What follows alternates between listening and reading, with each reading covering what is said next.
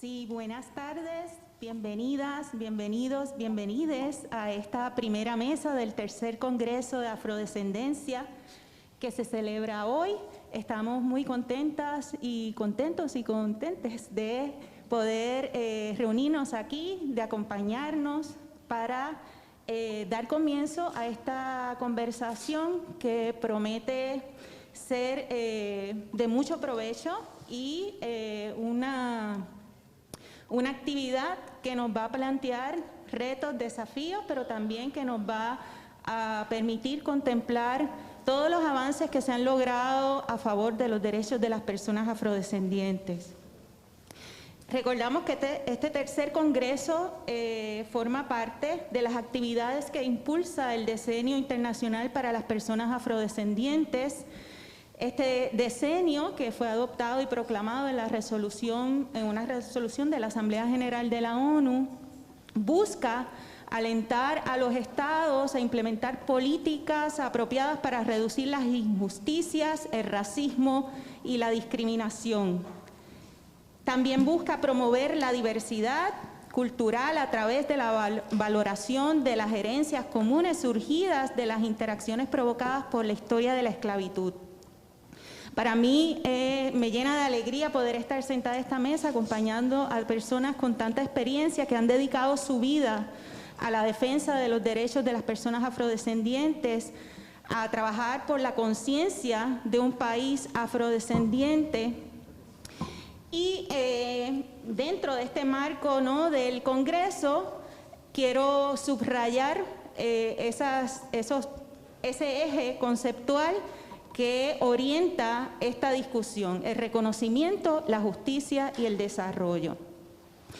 En esta mesa, como les acabo de mencionar, tenemos representantes de grupos sociales, de instituciones, de movimientos que buscan precisamente defender, garantizar y proteger los derechos de las personas afrodescendientes.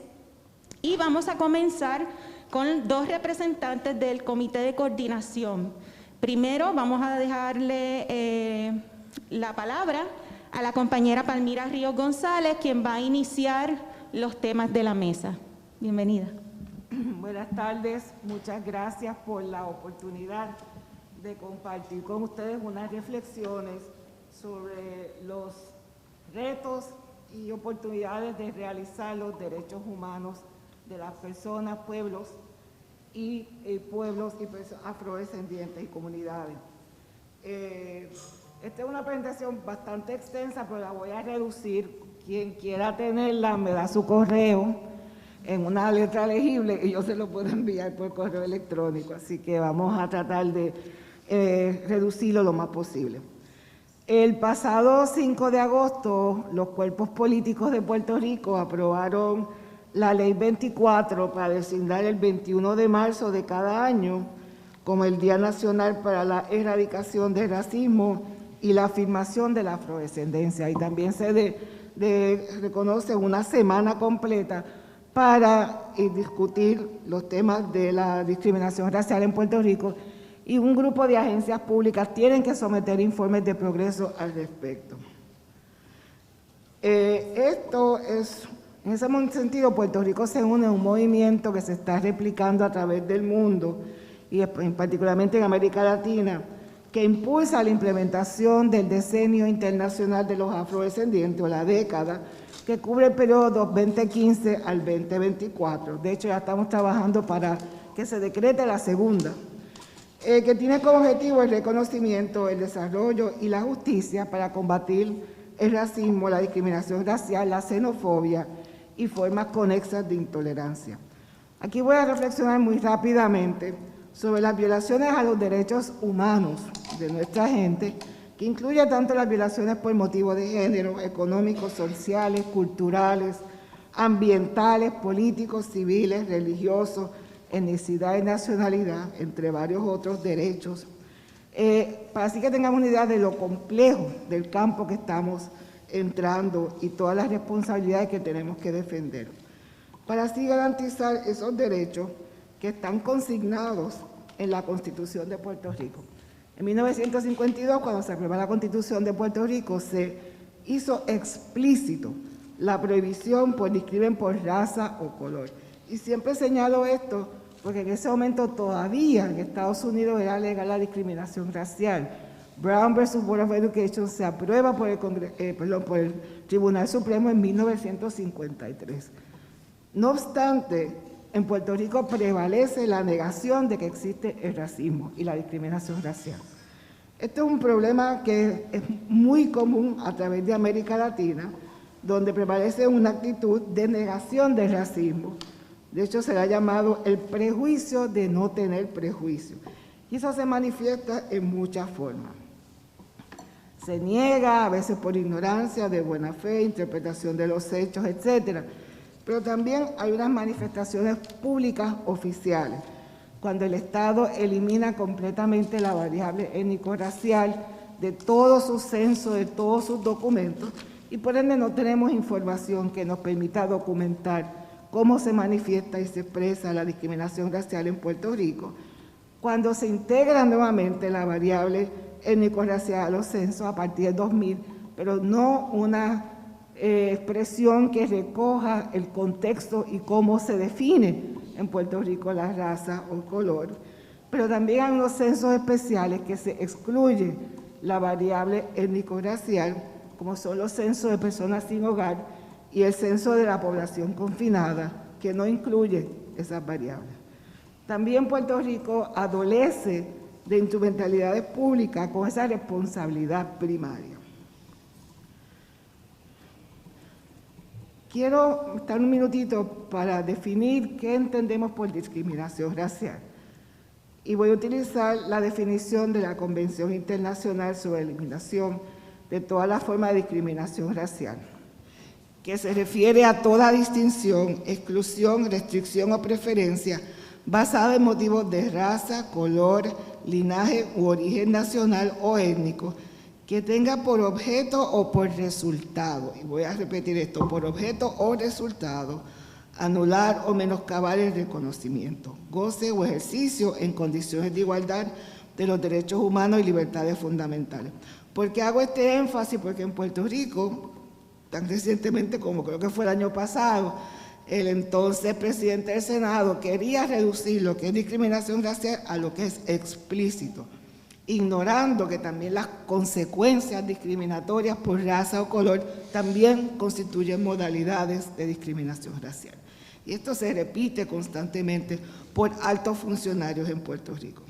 Así que entendemos que es fundamental que se le dé nombre al racismo, que se le reconozca, se comprenda para poderlo combatirlo efectivamente. Así que cuando vamos a hablar de discriminación racial, tenemos que analizar las acciones, los prejuicios, pero también las omisiones y cómo realmente, repetidamente, se institucionaliza la discriminación en Puerto Rico. Además, tenemos que reconocer que el racismo y la discriminación racial evoluciona y cambia. Por ende, tenemos que estar identificando formas nuevas, modernas, de discriminación racial que ocurren en Puerto Rico. También un señalamiento que al hacer el análisis de la discriminación racial tenemos que darle también una mirada transversal, y la principal, si no la primera, tiene que ser una mirada también de la perspectiva de género. ¿Cómo sufren la discriminación racial las mujeres afrodescendientes? Según estudios o informes de la Red de Mujeres Afrodescendientes, la mayoría viven en condiciones de pobreza o pobreza extrema, más de un tercio constituyen jefas de familia, una pobre inserción laboral, y de hecho ahora en el contexto del COVID, la pandemia COVID, en aquellos países que recogen datos desagregados por raza, vemos la alta incidencia no solamente de contagios, pero fallecimientos por los tipos de trabajo y la alta proporción de mujeres afrodescendientes en la economía informal y en trabajos informales o de cuidado. También es importante señalar que la xenofobia o el prejuicio contra los inmigrantes constituye una forma de racismo. Así que en el caso nuestro, tengo que también incluir en esta conversación el prejuicio explícito contra la población dominicana en Puerto Rico. Así que los estudios que han mirado a la intolerancia en Puerto Rico han evidenciado que no es contra todas las poblaciones inmigrantes, pero la población dominicana sufre de un rechazo muy particular. Para todo esto, y los que me conocen saben que esa es mi pelea constante, necesitamos de información y datos válidos y confiables, y por ende la importancia de los censos de población y los registros administrativos para poder litigar, para formular políticas públicas y para poder combatir efectivamente la discriminación racial. Voy a brincar toda una sección porque hay mucha documentación, una hoja de ruta que se ha adoptado a nivel mundial y en nuestra región que empieza a identificar qué se espera de los gobiernos para combatir la discriminación racial, el racismo y la xenofobia. Así que esto podemos estudiarlo para poder empezar a diseñar la hoja de ruta de Puerto Rico. En la declaración del decenio hay toda una serie de actividades y programas que se esperan que todos los países adopten. Igualmente, eso surge, también la Organización de Estados Americanos también declara su propio decenio de los afrodescendientes, enfocando en los grupos más vulnerables y marginados al interior de la población afrodescendiente. Y diseña una hoja de ruta, pero también hay muchos documentos, muchos de los cuales han participado o hemos participado puertorriqueños y puertorriqueñas en su redacción. Y por ende, el tema de Puerto Rico y las denuncias nuestras han sido parte de esos documentos. Me refiero específicamente a la Declaración de Santiago en Chile del 2000, que fue la Declaración de las Américas camino hacia la Conferencia Mundial de Durban en Sudáfrica en el 2001, la Declaración y el Plan de Acción de la Conferencia Mundial en Durban en el 2001, también está la Declaración y el Plan de Acción de la Ceiba, una conferencia que se celebró en Honduras, y el Consenso de Montevideo sobre Población y Desarrollo del 2013. Los Objetivos de Desarrollo del Milenio realmente no integran plenamente la discriminación racial, como tampoco lo hacen los ODS, los Objetivos de Desarrollo Sostenible. No obstante, continuamos demandando de que se incluya como el objetivo la eliminación de la discriminación por raza y etnicidad, pero podemos hacer un análisis transversal de ellas.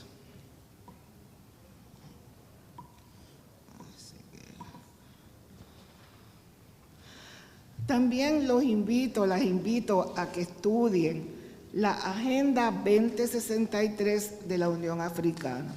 ¿Por qué lo hago? Porque ese documento que se inspira y se fundamenta en los Objetivos de Desarrollo Sostenible añade los objetivos de protección de la cultura, de la religión, de la identidad de los pueblos afrodescendientes. Así que realmente objetivos como la religión, la cultura, pueden ser parte de estos objetivos.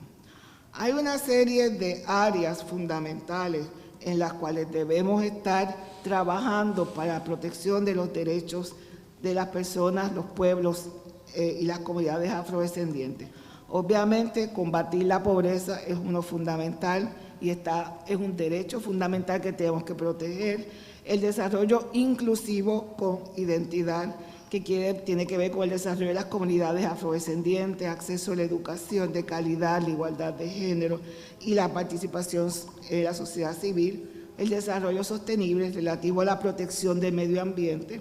Ese es un área que nuestras comunidades están sufriendo dramáticamente sobre el cambio ambiental, y también cómo nosotros nos insertamos en las prácticas de buen gobierno, lo que es el objetivo y el compromiso de muchos estados de crear gobiernos abiertos, pues no van a ser plenamente abiertos si excluyen a los y las afrodescendientes.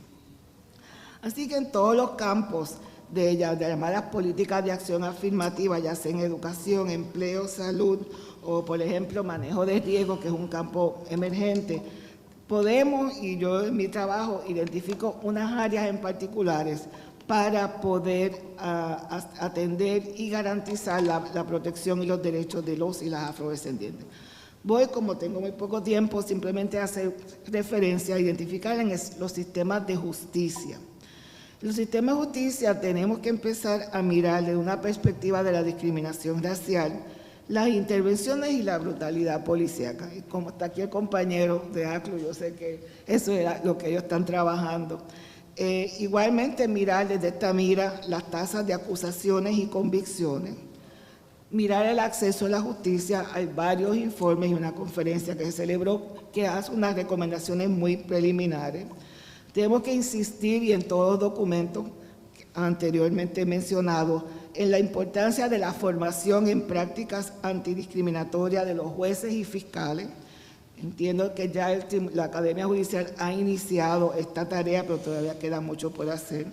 Mirar las dimensiones raciales en la selección de jurados, los sistemas carcelarios y acceso a medidas de rehabilitación, incluyendo encarcelamientos masivos, el manejo de los sistemas juveniles y cómo se penalizan los actos racistas y discriminatorios.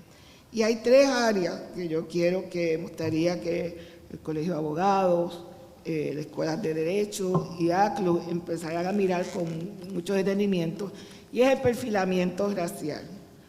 Cómo la policía o funcionarios a cargo de hacer cumplir la ley realmente enfocan sus energías y acciones contra personas o colectivos basadas en sus características físicas. Todos los que tenemos hermanos, sobrinos, tíos, padres, etcétera, hemos escuchado esa historia repetidamente, cómo las policías constantemente los paran, los detienen, hacen cacheos, detenciones, registros, etcétera, simplemente porque son afrodescendientes. Es más, mi sobrino, cuando era estudiante de la UPI, era miembro del equipo de natación, constantemente lo estaban siguiendo los guardias de la universidad. Así que el perfilamiento racial es un problema persistente. El otro problema es sobre las intersecciones entre raza, clase y edad. Me estoy basando en el estudio de la cuna a la cárcel, donde se empieza a analizar cómo para nuestros niños, para nuestros jóvenes, realmente la violación sistemática a sus derechos realmente es como un expreso de la cuna a la cárcel, y no hay oportunidades, realmente oportunidades limitadas de poder desarrollarse. Y dentro de ese campo tenemos que empezar a mirar sobre la criminalización de los menores. ¿Cómo? Y eso se ha documentado en Estados Unidos, pero lo estamos viendo en casos en Puerto Rico. Hay una tendencia a lo que se llama adultificar a los menores, a tratar a los menores afrodescendientes como si fueran casi adultos y por ende se van a ser juzgados criminalmente como adultos y no como menores. Hay muchos estudios en esa dirección en Estados Unidos. Yo me los encuentro cuando estoy mirando el caso de Alma Yariela Cruz en Puerto Rico. Así que hay que ver cuánto prevalece esto. Así que a manera de... Y también al final tengo que empezar a identificar cómo reparamos por la discriminación racial. Cómo se va a restituir, si vamos a garantizar que se conozca la verdad, las indemnizaciones, la rehabilitación y otros tipos de formas de reparaciones por la discriminación racial. No puede ser simplemente un crimen que pase desapercibido y sin costo. Así que voy a parar aquí con mis comentarios iniciales. Gracias. Muchas gracias, Palmira. Pasamos ahora con el compañero José Horta. Buenas tardes a todas y todos. Yo voy a hablar de la perspectiva de lo que hago todos los días. Yo soy un abogado de la Sociedad para Asistencia Legal, el bufete criminal más grande que tiene Puerto Rico. Somos 80 abogados y abogadas. En su mayoría, el 60% son mujeres. Y estamos todos los días pues, dando la batalla por los derechos constitucionales de nuestros representados. Como otros países latinoamericanos, Puerto Rico, la pobreza, cuando en lo que usted baja en la escala social, pues va a haber gente más oscura de piel, mientras sube va a haber gente más blanca. Esa es la realidad. Yo tengo el privilegio de estar en la región de Carolina, la cual comprende Río Canóvana, Carolina, Trujillo Alto y el todopoderoso municipio de Loíza. Loíza es visto como una reservación por la policía de Puerto Rico. Yo los escucho hablando, mira esa gente, tú sabes cómo son ellos, es que ellos son así, ellos se entienden. Para enfrentar un sistema de justicia donde no hay jueces negros, y yo estoy en Carolina, creo que hay uno, y no está en lo criminal, donde un país que básicamente es negro y lo que ha tenido son 2 jueces del Tribunal Supremo negro, abogados negros, la mano me da y me sobra de los que litigamos criminal. Los jóvenes cuando llegan a nuestras manos, pues conmigo puede que se identifiquen porque pues el abogado mira que se parece y tiene mi color y me lo han dicho muchas veces, licenciado, pero es que usted no me habla como hablan los otros, porque de por sí hay una desconfianza cuando vienen a donde este abogado blanco, este fiscal blanco, este juez blanco, cosa que si usted la habla en voz alta pues dice, para que tú eres un negro acomplejado, pero nada, uno enfrenta el prejuicio todos los días en los tribunales del país. Los compañeros y las compañeras de la Sociedad para Asistencia Legal le pueden hacer 8.400, 300 historias. Una cosa que a mí me ha llamado la atención en estos últimos años y lo trajo la doctora ahora Palmira Ríos, es la criminalización de la pobreza, especialmente asuntos en las escuelas públicas que usted veía antes que se resolvía con un orientador, le radican agresión sexual, le radican conductas de agresión agravada a niños. O sea, para empezar, nuestro sistema de justicia juvenil no sirve. Aquí todavía, contrario a otras jurisdicciones del planeta, se esposan a los menores, se traen en mameluco, esposados, como delincuentes cuando son niños. Yo he visto desde el asesinato más vil hasta la agresión sexual que usted no se puede imaginar. Y nada conmueve mi espíritu y mi alma como ir al tribunal de menores. Porque yo estoy partiendo de la premisa que yo estoy resolviendo problemas de niños. O sea, un niño no debe ser expuesto a un sistema donde desde el saque es punitivo, esposado, el juez allá arriba, las trabajadoras sociales allá arriba. Entonces, el problema con el derecho penal y el derecho criminal, que la gente ve como que eso le pasa a aquel. Y se le olvida, cuando usted señala, por lo menos 4 de 3 dedos lo apuntan a usted, porque sí, usted puede ser que ese puede ser su hijo, ese puede ser su primo. No, lo que pasa es que no, mi hijo, mi hija, tienen problemas de conducta, esos son criminales. Hasta que le toque un caso. Y pues nosotros batallamos con todo ese prejuicio. Me voy a reservar los nombres, pero pues uno sabe cuando viene un cliente de Loíza y el juez te lo mira con un tipo de desdén y con una miradita como que otro más de Loíza, todos son delincuentes, allí se matan. Entonces ustedes ven que viene esta racha de incidentes y asesinatos en Loíza. Y particularizo Loíza porque pues es el único municipio que al parecer tiene gente negra en Puerto Rico. Todavía esa percepción existe. Los únicos negros están en Loíza. Entonces, cuando ha habido problemas, cuando ha habido situaciones hostiles, de violencia en la comunidad, siempre piensan en lo punitivo. Actualmente hay preso un policía que tenía la fama de disparar a los representados nuestros por la espalda y ya está preso en la federal. Esa alma, Dios la cuide y la acompañe de todas las barbaridades que hizo. Y cuando uno ve los procesos comunitarios en Loíza que han tenido éxito, que han logrado entrar en la comunidad, son proyectos de arte, son proyectos de educación, son proyectos culturales.